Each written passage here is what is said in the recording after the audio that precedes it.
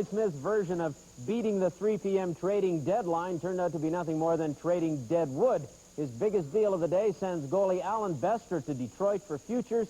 Then he grabs Claude Loisel from Quebec on waivers.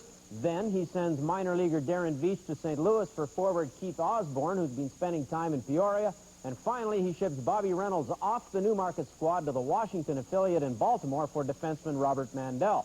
But back to Bester. The little guy never lived up to his billing here in Toronto. Bester was the Leafs' third-round choice in 1983. He eventually shared time with Ken Regan and had some decent years, but he never really took off. A good year last season was followed by a terrible start this year. In fact, he never won a game, with the Leafs going 0-4 before being shipped off to Newmarket, where he stayed. He's looking forward to better things in Detroit, but wishes his career had turned out better here.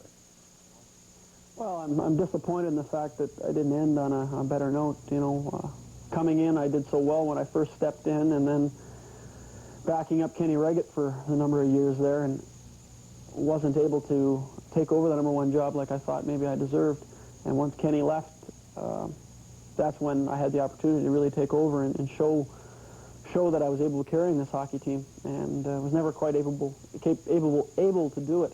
And that was the disappointing part about it. It was an opportunity to give Alan another chance, which I feel very strongly about. If we're not going to use an individual and he has a chance to play in the NHL, when we get what we think is a fair return, we won't hold anybody back.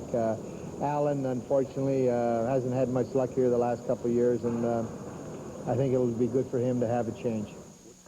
So with Trader Floyd finished for the year, the Leafs will now play out the string. 13 games to go, beginning with tonight's match at the Gardens against Boston. The Vancouver Canucks are in here Thursday. And there was a flurry of trading before the 3 p.m. deadline this afternoon. The biggest deal of the day involved the St. Louis Blues and Vancouver Canucks.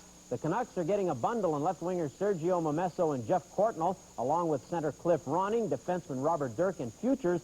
Going the other way are center Dan Quinn and defenseman Garth Butcher. The Canucks are getting some quality, while the Blues are filling their need for a second offensive center to play behind Adam Oates.